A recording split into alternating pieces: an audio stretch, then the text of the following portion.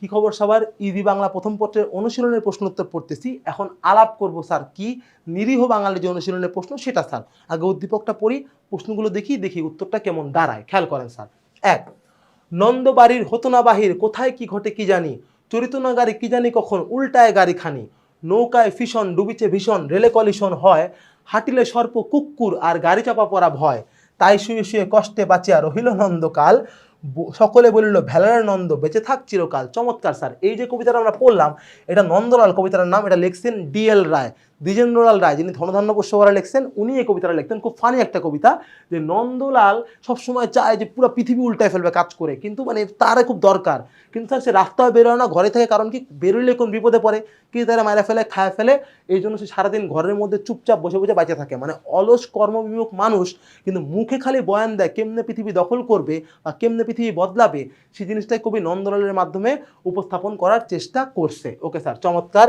এবার আমরা চলে যাই প্রশ্ন উত্তরে। ১ নম্বরে, কোন জাতীয় পোশাককে ইংরেজ রণাদের নির্লজ্জ পরিচ্ছদ বলা হয়েছে?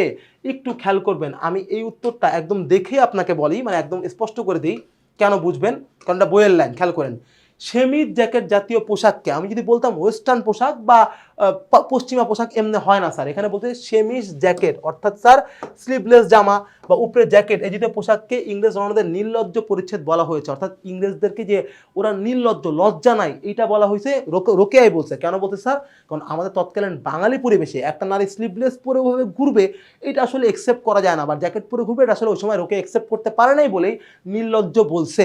আমি এই জায়গা থাকলে রোকেয়ার তর্ক করতাম, কারণ বাঙালি নারীরা এর আগের থেকে ব্লাউজ ছাড়া শাড়ি পরার কালচার ছিল বহু আগের থেকে স্যার, ক্লিয়ার? সেটা বরং ব্রিটিশ নারীর থেকে অনেক বেশি নির্লজ্জই আমার কাছে মনে হয় স্যার। বেগম রোকেয়ার ওটা চোখে পড়ে নাই। যাই হোক স্যার, আসেন, কারণ নিজের দেশ তো চোখে পড়ে না স্যার, অন্যটাই চোখে পড়ে। আসেন দেখেন ২ নাম্বার, বেগম রোকেয়া সাখাওয়াত হোসেন বাঙালিকে মূর্তিমান কাব্য বলেছেন কেন?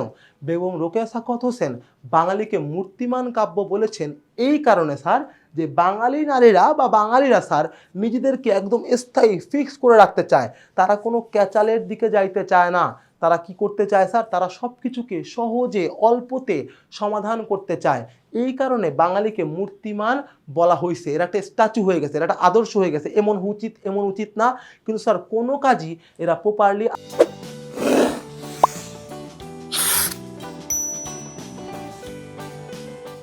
আদতে করতে পারে না স্যার, ক্লিয়ার? এই কারণে আলসামিকে এখানে বাঙালিকে মূর্তি বানাইতে বাধ্য করছে। এখানে মূর্তিমান বলতে বাঙালির অলসতাকে কবি সাহেব বড় করে প্রাধান্য দিতে, যে বাঙালি একটা অলস জাতি, এটা বুঝিতেই মূর্তিমান শব্দটা বলছে। কথা বাড়াবো না স্যার, আমরা চলে যাব আমাদের গয়ের উত্তরে। সেটা কি? নন্দলালের বৈশিষ্ট্য নিরীহ বাঙালি প্রবন্ধে যাদের কার্যক্রমকে ইঙ্গিত করে তাদের স্বরূপ তুলে ধরো।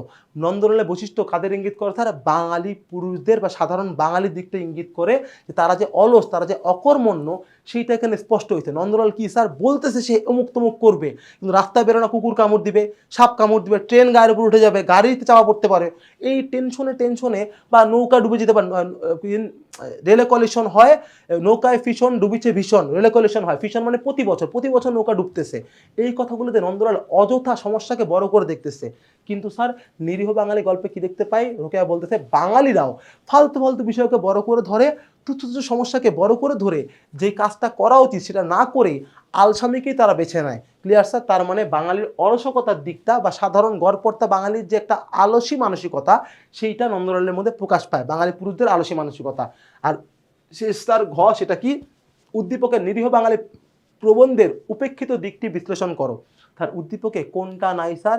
নাই হচ্ছে বাঙালির ভণ্ডামি এবং বাঙালির ভালো দিকগুলা, বাঙালির কিছু পজিটিভ দিক এখানে বলা হয়েছে, বাঙালিরা নম্র, বাঙালিরা ভোজন রসিক, সেই বিষয়গুলো কিন্তু আসলে আমাদের ইয়ার মধ্যে আসে নাই। কোথায় আসে নাই স্যার? উদ্দীপকে আসে নাই।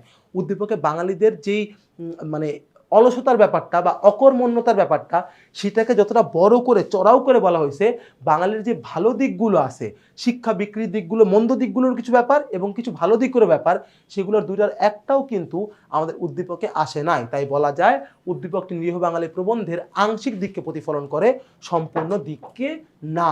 এই ছিল আমাদের অনুশীলনী আলাপ স্যার। আর কথা বাড়ানোর কোনো মানেই হয় না। অনেক পড়াশোনা করছেন, এবার ইনশাল্লাহ ঘুমান।